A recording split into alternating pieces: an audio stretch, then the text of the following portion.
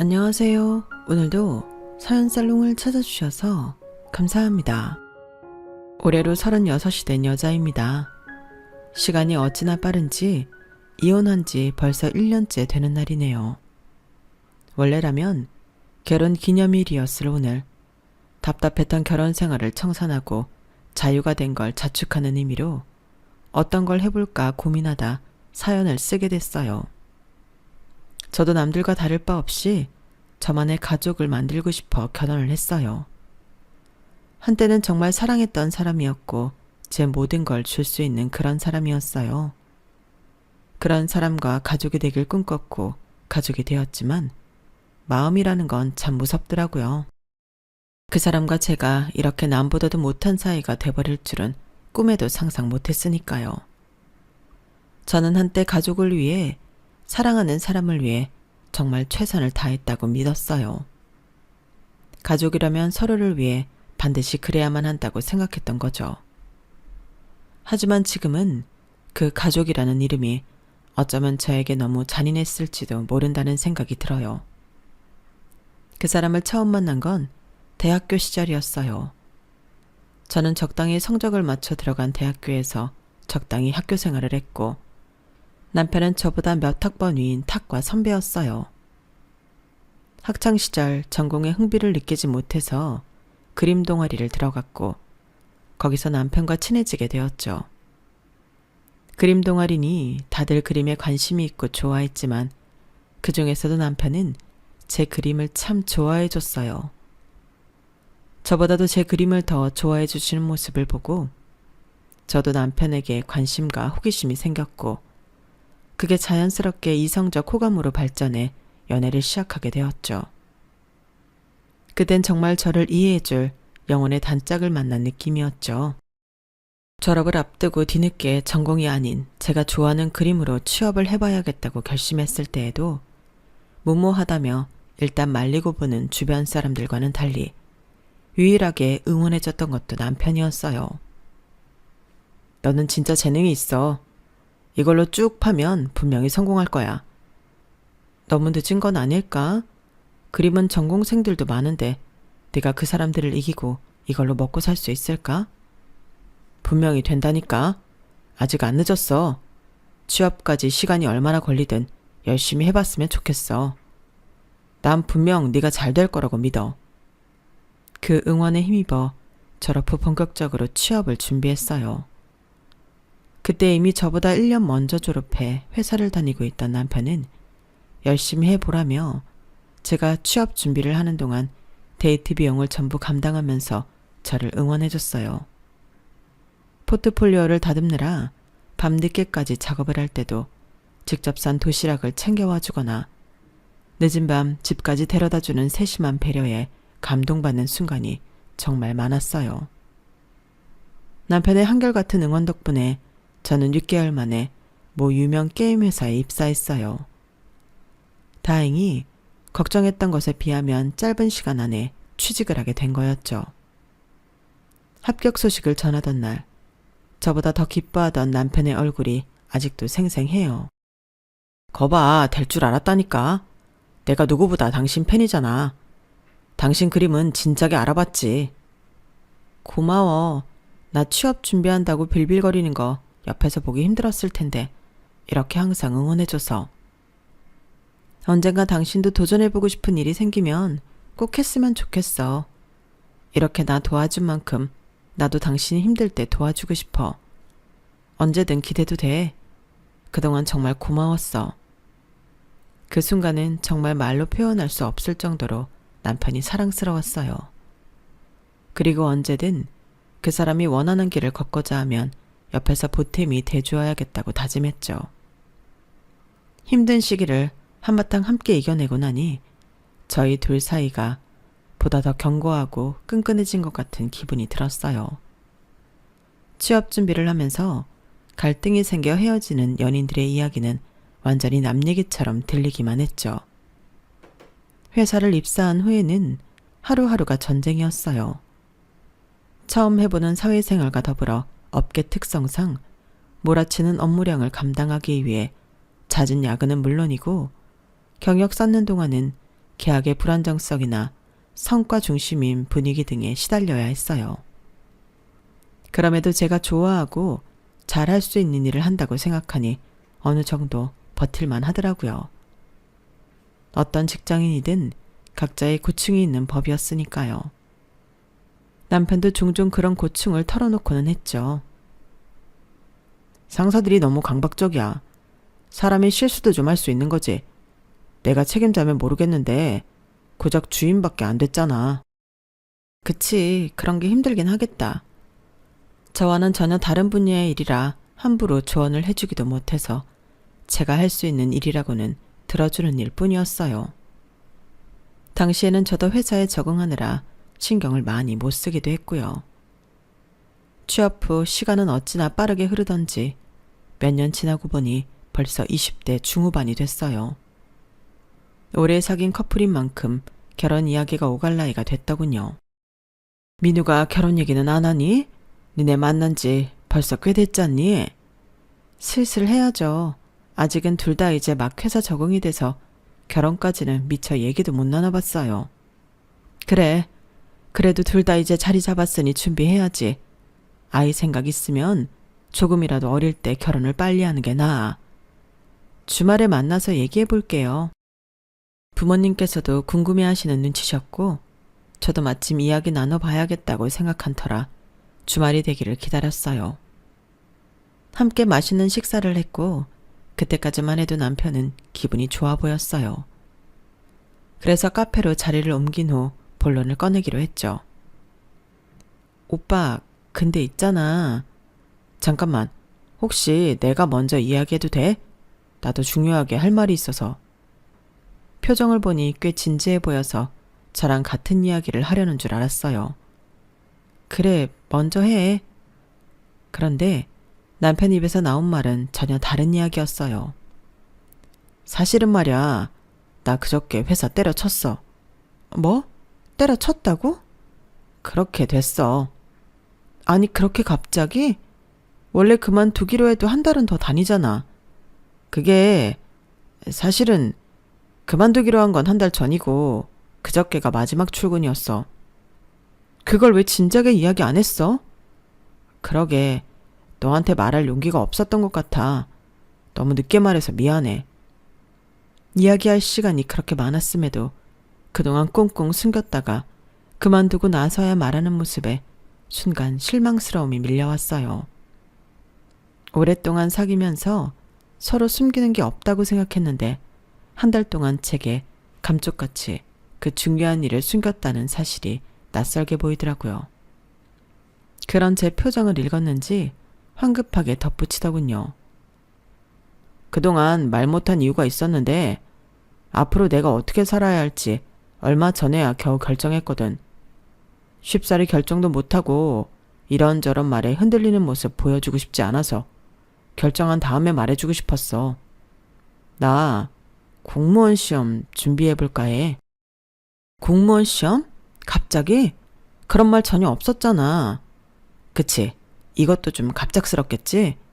근데 너도 알겠지만 그동안 회사 생활하면서 내가 적응 못했던 것도 그렇고 내가 하는 일은 이직을 해야 몸값이 오르고 인정을 받잖아. 근데 회사를 다녀보니까 그렇게 주기적으로 도전해야 하는 일이 나하고는 영 안 맞는 것 같아.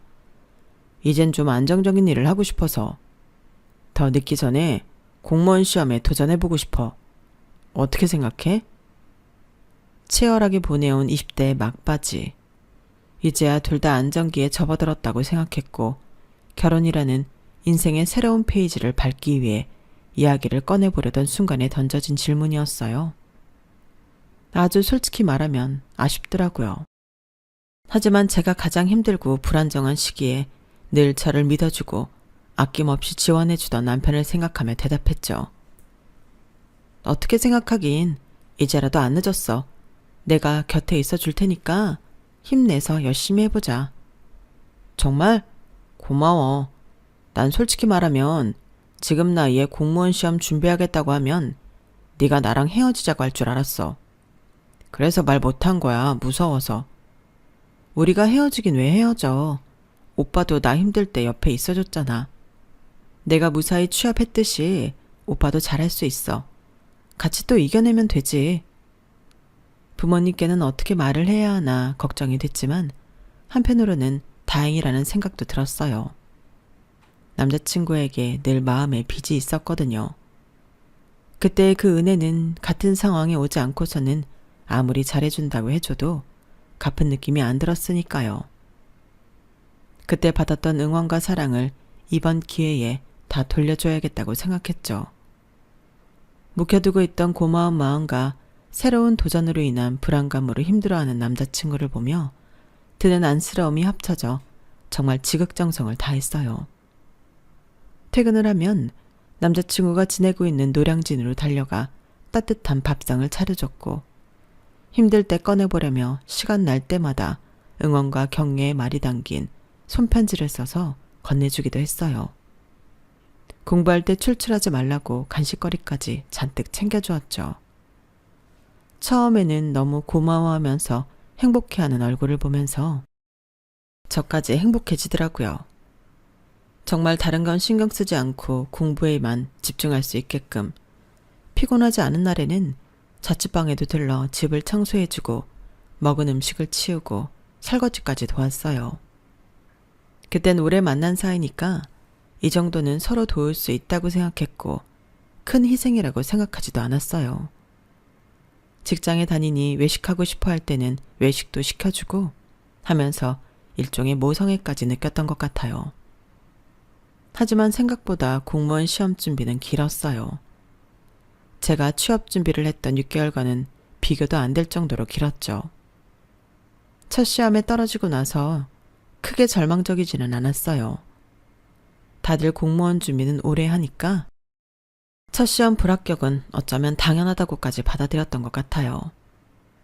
괜찮아. 공무원 준비가 그렇게 쉬운 거였으면 다들 공무원하고 있겠지. 올해는 첫 해니까 더 열심히 해서 다음에 붙으면 돼. 남자친구의 수험 생활이 길어질수록 저 역시 경제적으로나 심리적인 부담이 커져만 갔지만 힘든 시절을 함께 버틴 후 느꼈던 기쁨을 떠올리며 이 시기만 지나면 행복해질 거야 라는 생각으로 함께 버텼어요.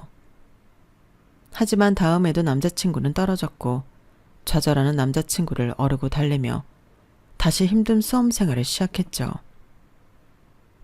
이번까지만 하고 안 되면 내가 정말 그만둘게. 아니야, 그런 소리 하지 마. 이번에는 잘할 수 있을 거야. 나는 오빠 믿어. 그렇게 세 번째 시험이 다가오던 일주일 전날 저는 내장 가득 빽빽히 남자친구를 향한 응원의 편지를 썼어요. 쓰면서도 눈물이 나더라고요. 편지와 함께 직접 산 도시락을 전해주는데 남자친구의 얼굴이 왠지 심드렁해 보이더군요. 아, 오늘은 외식하고 싶었는데. 오늘 밤새서 남은 작업 좀 마쳐야 해서 저녁을 같이 못 먹을 것 같아서 싸왔어. 다음에 외식하자. 메뉴가 뭔데? 오빠가 좋아하는 고기 넣은 김치찌개에 계란말이랑 연어구이야. 양은 넉넉히 했으니까 든든할 거야. 그래, 잘 먹을게. 이건 뭐야? 도시락 통을 건네주면서 편지 봉투를 내밀었더니 눈을 반짝이며 묻더군요. 처음에는 제가 한 음식보다 편지를 더 반기는 줄 알고 내심 가슴이 두근거렸어요. 편지 얼마 안 남았으니까 힘내라고. 힘들 때 꺼내 읽어봐. 아, 난 또 뭐라고? 하지만 남자친구는 제 대답을 듣자마자 다시 심드렁해지며 도시락 통과 편지를 한쪽 구석에 치워버리더라고요. 그러더니 갑자기 핸드폰을 보여주더군요. 그나저나 이거 봐. 엄마가 얼마 안 남았다고 이렇게 장문으로 문자를 다 보내주셨다? 우리 엄마 이런 사람 아닌 거 알지? 아들이 나이 다 들어서 공무원 시험 준비하겠다고 안 그래도 없는 형편에 묵묵히 지원해 주시는 것만 해도 감사한데 엄마가 이렇게 날 응원하고 있는 줄은 정말 몰랐어. 어디서 난 건지 용돈까지 보내주셨다니까?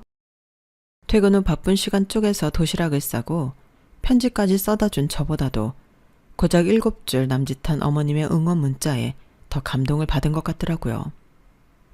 그 순간 심각한 허탈감이 밀려왔어요. 어느 순간부터 남자친구는 제 희생을 너무나도 당연하게 여기고 있었고 저 역시 이런 생활이 익숙해져 아무런 이상함을 느끼지 못하고 있었던 거예요. 그걸 그때서야 깨닫게 되었던 거죠. 하지만 시험도 얼마 안 남은 사람에게 그런 걸 꼬치꼬치 따질 순 없었어요. 그래도 시험 끝나면 얘기는 해봐야겠다 싶었죠. 집에 돌아와 생각해보니 제 편지 봉투를 보고 눈을 빛냈던 것도 용돈이라 생각했던 것 같더라고요. 원인을 알 수 없는 억울함에 화가 났지만 그 화는 얼마 가지 않았어요. 그의 공무원 시험에 드디어 합격을 했거든요. 남자친구가 합격을 하고 나니 온통 기쁨에 젖어서 그때의 찜찜하고 불쾌했던 감정은 완전히 잊어버렸어요. 나 기다려줘서 정말 고마워. 나도 이날만을 기다렸어. 우리보다 적게 사귄 친구들이 하나 둘 결혼 소식 보낼 때마다 너한테 어찌나 미안하던지. 이제 합격도 했으니까 우리 결혼하자. 남자친구는 제게 합격 소식을 알리러 오던 길 잠깐 꽃집에 들러서 산 빨간 장미 한 송이로 제게 프로포즈했고 참 소박한 청혼이었지만 제게 그 어떤 화려한 청혼보다도 기쁘고 값지게 느껴지더라고요. 그렇게 행복감에 젖은 채로 다음해 무사히 결혼까지 할 수 있었죠. 그땐 워낙 합격의 기쁨과 기다림 끝에 이뤄진 결혼에 취해 있어 시댁이 조금 이상하다는 걸 미처 눈치채지 못한 것 같아요. 하지만 돌이켜보니 이상한 점이 한둘이 아니었죠. 시부모님은 남편의 수험 생활을 케어하면서 몇 번 마주쳐 만나뵌 적이 있었어요. 그럴 때마다 밥도 사주시고 아들 옆에 있어줘서 고맙다며 따뜻하게 손도 잡아주셨던 분들이라 결혼 준비를 할 때도 큰 부담은 없었어요. 어머님 아버님 저 왔어요. 어서 오려무나. 너희가 드디어 결혼을 하는구나. 결혼을 하기로 양가 부모님께 말씀드리고 시댁에 인사를 드리러 간 날이었어요. 처음에는 저를 따뜻하게 맞이해 주시는 듯 했어요.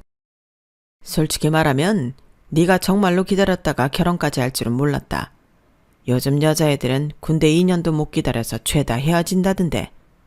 군대보다 더 긴 공시 생활을 했는데 그걸 견디는구만. 아주 우리 며느리 되래가 끈기가 있어. 그만큼 우리 아들이 괜찮아서겠죠. 민우처럼 인물 좋고 성격 좋고 머리까지 똑똑한 남자가 어디 흔한가요? 만년 공시생도 지천에 널렸는데 우리 민우는 3-4번, 딱 3번 만에 붙어버리잖아요. 그럼 솔직히 다른 놈들처럼 공시생활한다고 거기 눌러앉아 있을까봐 우리가 더 모질게 굴었는데 그걸 혼자 힘으로 다 버텨내고 실력으로 보여준 것만 해도 참 대단하지. 나 같아도 기다릴 만해. 저 혼자만의 힘은 아니었어요. 엄마 아빠께서도 안 그런 척 하셔도 다 묵묵히 지원해 주셨고 지혜도 옆에서 많이 챙겨줬으니까요.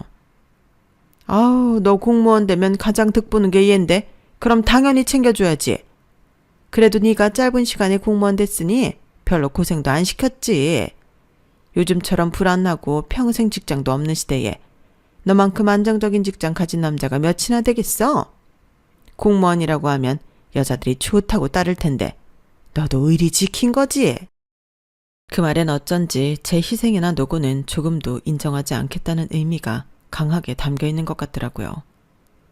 순간적으로 기분이 상했지만 그때는 제 손을 잡으며 편을 들어주는 남편 덕분에 잘 넘길 수 있었어요. 그런 말씀 마세요. 저도 지혜 없으면 안 돼요. 저희는 서로 힘들 때 옆에 있어줘서 여기까지 끈끈하게 올 수 있었던 거예요. 그래.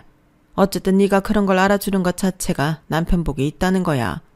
모르는 남자들도 많거든.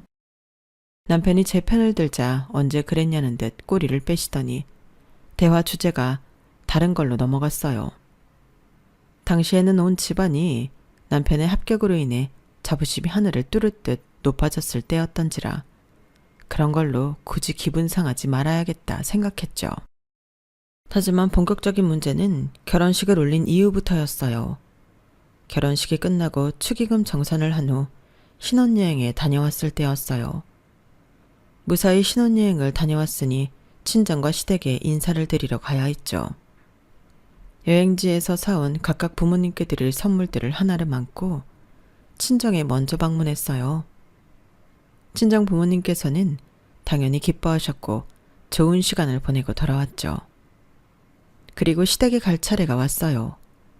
그런데 미리 준비해둔 선물 외에 남편이 다른 짐을 챙기더라고요.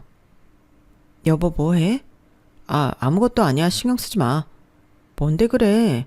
뭐 안 챙긴 게 있었어? 우리 엄마가 피부가 워낙 건조하셔서 그때 이걸로는 안 될 것 같아서 한 세트 더 챙겨놨거든. 이것 좀 더 드리려고. 남편이 들고 있는 건 각자 어머님께 드리기로 한 고급 화장품 세트였어요. 한 세트씩 미리 포장을 해두었는데 언제 따로 산 건지 한 세트가 더 있더라고요. 조금 어이가 없긴 했지만 그땐 그냥 유별나게 효도한다 싶어 웃어 넘겼어요. 뭐야, 그럼 우리 엄마는?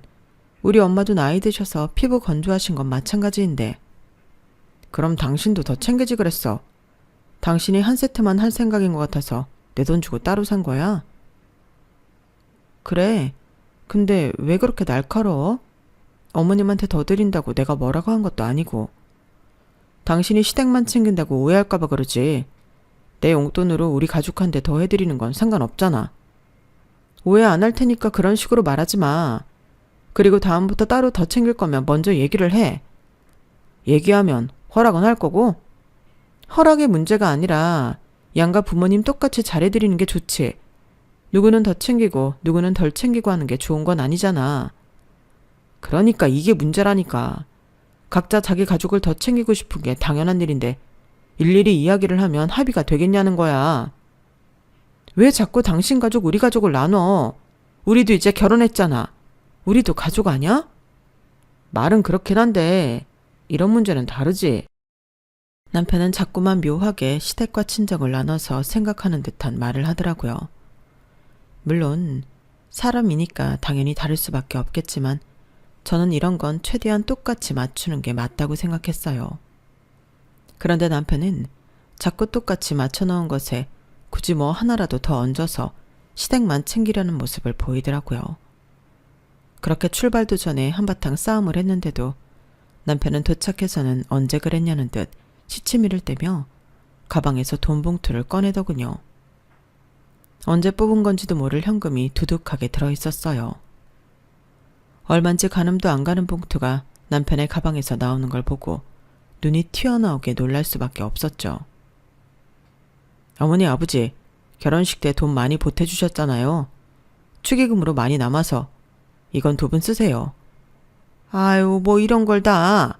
그거 다 너네 잘 살라고 하객들이 준 돈인데 너희들이 쓰지 그러니. 저와는 단 한마디 상의도 없이 그런 모습을 보이는 남편 때문에 더는 참을 수가 없었어요. 그래서 어머님의 말씀을 덥석 물었죠. 그럴까요? 아무래도 그렇죠. 그게 다 저희 위한 마음인데 남는다고 이렇게 드리는 게 좀 그렇긴 해요.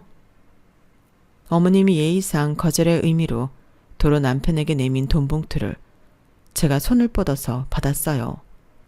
남편 얼굴을 보니 불그락 푸르락 하더라고요. 그렇다고 그걸 진짜로 다시 가져가니? 저희가 받은 돈이니까 사실 저희가 쓰는 게 맞기는 하죠. 어머님께서도 그렇게 생각하셔서 거절하신 거 아니세요? 이렇게까지 하고 싶진 않았지만 남편이 말귀를 못 알아들으니 어쩔 수 없다는 생각이었어요. 아니나 다를까 돌아오는 길 남편과 2차전을 벌였죠. 당신 진짜 그걸 그렇게 꼭 받아내야 했어? 내가 신경 써서 챙겨온 건데 나랑 우리 엄마가 뭐가 돼? 결혼할 때 많이 보태주셨으니까 그만큼 챙겨드릴 수도 있는 거지. 시댁에서만 보태줬어? 우리 집에서도 보태줬어. 아니, 어쩌면 우리 집에서 더 많이 보태주지 않았나? 근데 어쩜 그렇게 당신은 당신 부모만 챙겨? 내가 내 부모 내 식구 챙기지 그럼 누가 챙겨? 장인 장모님은 우리 집보다는 형편이 나으시잖아. 당연히 형편 안 좋은 쪽을 더 챙기는 게 맞는 거 아니야? 남편이랑 이 주제로는 아무리 싸워도 끝이 안 나더군요. 여기서 저희의 사고방식이 완전히 다르다는 걸 처음 느꼈어요. 연애할 때는 이런 걸로 논쟁할 일이 없어 전혀 몰랐던 부분이었죠. 남편은 유독 자기 가족이라면 싸고 들었고 그것 때문에 전 미치고 팔짝 뛸 노릇이었죠. 아니, 보통이라면 결혼까지 했는데 내 가족 내 식구 하면서 시댁만 감싸진 않지 않아? 그럼 나는 결혼했으니까 나도 자기 가족 아니냐고. 난 솔직히 말하면 네 얘기 들으니까 네 남편 너를 가족으로 생각하지 않는 거 아닌가 싶기도 하다. 뭐라고? 잔인한 말이긴 한데 널 가족으로 생각했다면 내 앞에서 어떻게 우리 가족 내 식구 이런 말이 나오겠어. 분명히 선을 긋는 것처럼 느껴지는데 보통 사람들이 생각하는 거랑 좀 다르게 생각하고 있다는 느낌이 드는데 네가 생각해도 그래? 하루는 친구에게 이런 갈등을 털어놓으니 충격적인 답변이 돌아왔어요. 그렇게 오래 만났음에도 이 사람에 대해 몰랐다는 것도 충격인데 그런 생각을 갖고 있는 사람인 줄 알았다면 피했을 거란 생각에 더더욱 괴로웠죠. 하지만 이런 고민이 심해지고 있을 때 뒤늦게 임신했다는 사실을 알게 됐어요. 축하드립니다. 임신되셨어요. 여보, 우리한테도 아이가 생겼네. 정말 고마워. 앞으로도 잘 부탁해. 남편은 뛸 듯이 기뻐하더군요. 기뻐하는 모습을 보니 불안했던 마음이 약간 가라앉았어요. 그렇게 내 식구, 내 가족 하는 사람이니 자기 새끼가 생기면 좀 달라지겠지 했죠. 하지만 불행하게도 그건 제 착각이었어요. 제가 임신하고 슬슬 배가 부르기 시작하면서 한참 예민하고 힘들던 시기에 밤중에 연락도 없이 신우이가 찾아왔어요. 오빠 나왔어. 좀 재워줘. 아가씨, 이 밤에 웬일이세요? 엄마랑 좀 싸웠어요. 가출했는데 갈 곳이 없어서요. 당황해서 남편을 보니 남편은 이미 연락을 받고 알고 있던 눈치더군요. 신우이는 약속이나 한 듯이 제 작업실로 들어가서 짐을 풀기 시작했어요. 결혼 후 프리랜서로 전향하고 가장 정성 들여 꾸며놓은 중요한 공간인데 그곳에 허락도 없이 들어가 짐을 풀어놓으니 기가 막혔죠. 아가씨, 거긴 제 작업실이라서요. 하루 주무실 거면 저쪽 방에서 주무시면 돼요. 네? 저기는 옷방이잖아요. 갑갑해서 어떻게 자라고요? 여기가 쾌적해서 좋은데요? 오래 있을 것도 아닌데 좀 재워주세요. 그래, 뭐하러 저런 데서 자라 해. 당신이 아기자기하게 꾸며놓은 방에서 쉬는 게 낫지. 그 방이 제게 얼마나 중요한 곳인지 알면서 남편은 한술 더 뜨더군요. 일단은 너무 늦기도 했고 뱃속 아이도 신경 쓰이고 홧김에 나온 거니 하루만 자고 금방 가겠지 싶어서 더 이상 씨름하진 않았어요. 다음날 남편이 출근을 하면서 신우이와 함께 나갔어요. 당연히 그렇게 시댁으로 돌아간 줄 알았는데 저녁에 다시 같이 들어오더군요. 아가씨, 왜 또 오셨어요? 저 당분간 여기서 지내야겠는데요. 엄마 아빠가 단단히 화가 나셔서 오빠한텐 허락받았어요. 저쪽 방에서 며칠 지낼게요. 저쪽은 작업실이라서 안 된다고 말씀드렸잖아요. 아니, 지금 임신했다고 작업도 별로 안 하시면서 왜 그러세요? 제가 그렇게 꼴 보기 싫으세요? 그게 아니라 신경이 쓰여서 그래요. 중요한 작업물들이 많은 공간이라. 그리고 오래 머무르실 거면 당연히 집 주인이 허락하는 공간에서 계셔야지. 그렇게 당연하다는 듯이 마음대로 저희 집에 계시면 안 되죠. 집주인이요? 오빠 뭐야? 동생이 오빠 집도 못 와? 여보, 그러지 좀 마. 애가 지금 부모님이랑 싸우고 집을 나왔는데 꼭 그렇게까지 말해야겠어? 얘가 갈 곳이 어딨다고 그래. 가족끼리 난처한 상황에 도와야지. 누가 그래서 당장 나가랬어? 있어도 내 마음 편한 곳에 있으라는 거지. 나도 지금 몸이 편한 상태가 아니잖아. 아가씨도 들어와 계시면 신경 쓰일 일도 많고. 그래요, 됐어요. 오빠도 결혼하니 어쩔 수 없네. 나가면 되죠? 이 밤에 어디 가게? 오빠는 오빠 아내나 챙겨. 결혼하면 남이라더니 진짜네. 임신 핑계로 나 있는 거 저렇게 불편해하는데 내가 어떻게 여기다 있어? 무슨 소리야. 작업실 써도 돼. 어차피 저 방 요즘 쓰지도 않아. 저기 있어. 여보, 내가 싫다고 했잖아. 신경 쓰인다고. 나 좀 신경 써주면 안 돼? 어떻게 그렇게 아가씨 입장만 생각해? 임신했을 때라 그런지 몰라도 더 신경 쓰이면서 스트레스를 받더라고요. 하지만 남편은 저를 어물쩡 달래기만 했어요. 여보, 임신해서 예민한 건 알겠는데 좀 이성적으로 생각해봐. 이 밤중에 위험하게 어딜 보내겠냐고. 당신은 형제가 없으니 모르겠지만 걱정이 된다니까. 그래, 나 임신해서 예민해. 그러니까 당신 동생이 그렇게 걱정되면 같이 어디 나가서 지내든가. 몸도 마음도 힘들어 죽겠는데 내가 손님까지 집에 들여야겠어? 당신은 어떻게 내 동생한테 손님이라고 할 수가 있어? 남편은 되려 자기가 충격받은 얼굴을 하더군요. 정말 기가 막혔지만 신우이와 잠깐 이야기를 나누더니 신우이를 데리고 나간 후 잠시 혼자 돌아왔어요. 근처에 숙소 잡아주고 왔어. 당신 컨디션이 안 좋으니 당신한테 맞추는 게 맞는 것 같아서. 그 뒤로 며칠 동안은 냉전으로 보냈어요. 저를 단순히 컨디션이 안 좋아 히스테리 부리는 사람으로 취급하는 것 같아 기분이 나빴어요. 남편은 남편대로 제가 신우이를 손님이라 말한 것에 기분이 상한 모양이었어요. 그래도 아이가 태어나고 나서는 다른 남편들처럼 흔하게 육아에 참여하지 않거나 가정은 내팽개치고 밖으로만 나돌지 않았고 가정적인 남편이 되더라고요. 그렇게 내 가족 내 식구 하더니 그래도 딸이 태어나니 정말 우리가 가족이 된 느낌을 이제서야 받는 건가 싶을 정도로요. 그래서 그동안 느꼈던 불만들은 잠시 덮어두었어요. 그러던 어느 날이었어요. 여보, 그동안 유럽 여행 가기로 모아뒀던 돈 있잖아. 그 돈으로 우리 가족여행 떠나면 어떨까 싶은데 어때? 그럴까? 하긴 그동안 돈 진짜 열심히 모았었지. 그러자. 내가 일정 알아보고 예매할게.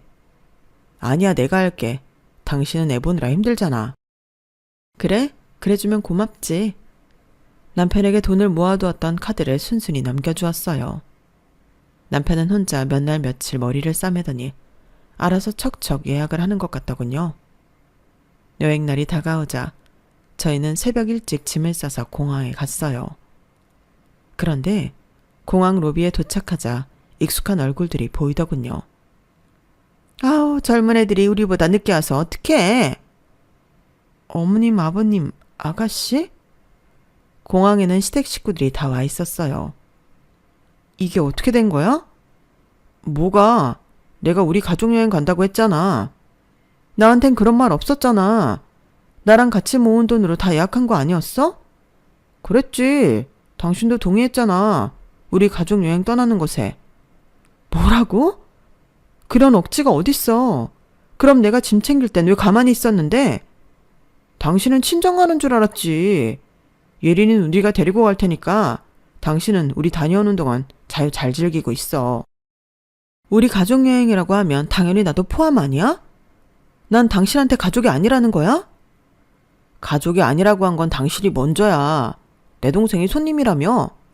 우리 가족끼리 여행 떠나는데 설마 손님으로 같이 오고 싶은 거야?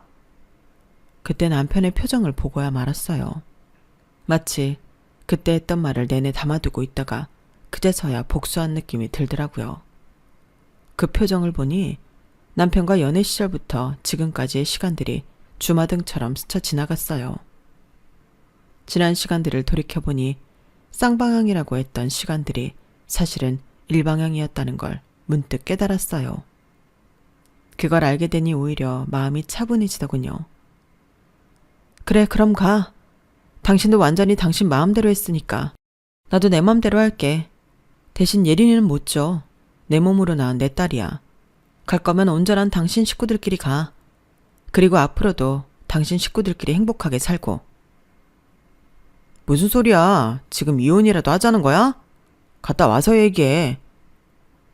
수속 시간이 다가오니 남편은 조급해졌는지 시댁 식구들을 데리고 황급히 떠나면서 마지막까지 저에게 소리치더라고요. 이혼은 안 돼. 난 그냥 당신 깨달으라고 이러는 것뿐이야. 하지만 그 말을 들으니 더욱 이혼해야겠다는 결심이 서더군요. 우선 저는 집으로 돌아와 남편의 항공사 계정으로 접속해 돌아오는 비행기를 취소했어요. 그리고 남편이 예약했다던 숙소 페이지에 들어가 숙소까지 몽땅 취소해버렸죠. 남편이 가지고 간 여행 경비 카드도 분실신고 처리했어요. 그 때문인지 도착해서 연락이 빗발쳤지만 하나도 확인하지 않았어요. 돌아오는 순간까지 낯선 외국에서 고생을 꽤나 한 모양이더군요. 그동안 저는 투룸 하나를 계약해서 짐을 다 옮겨놨어요. 결혼할 때 제 돈이 들어간 가구들은 다 중고 거래로 팔아버렸죠. 워낙 길게 잡아둔 유럽 여행이었던지라 이 모든 게 끝나고 나서야 남편은 돌아왔어요. 텅 빈 집을 보면서 남편은 충격을 받은 모양이더라고요. 그런 남편의 앞으로 이혼 서류를 건넸죠. 나는 다시 태어나지 않는 이상 당신 식구는 되지 못하니까 우리 이쯤에서 끝내는 게 좋겠다. 남편은 저를 붙잡았지만 제 마음은 바뀌지 않았어요. 저를 놔주지 않으면 평생 예린이를 못 볼 줄 알라고 얘기하니 그제서야 서류를 작성하더군요. 남편의 마음이 바뀌기 전에 일사천리로 일을 진행해버렸어요.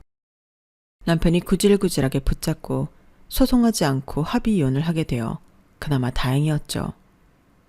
지금은 남편과 이혼을 하고 다시 프리랜서로 일을 하며 친정 식구들의 도움을 받아 아이와 함께 살고 있어요. 아이에게 아빠 없는 삶을 살게 해서 미안한 마음은 들지만 평생을 저런 사람 곁에서 살았을 걸 생각하면 우선 저부터 살고 봐야겠다 싶더라고요.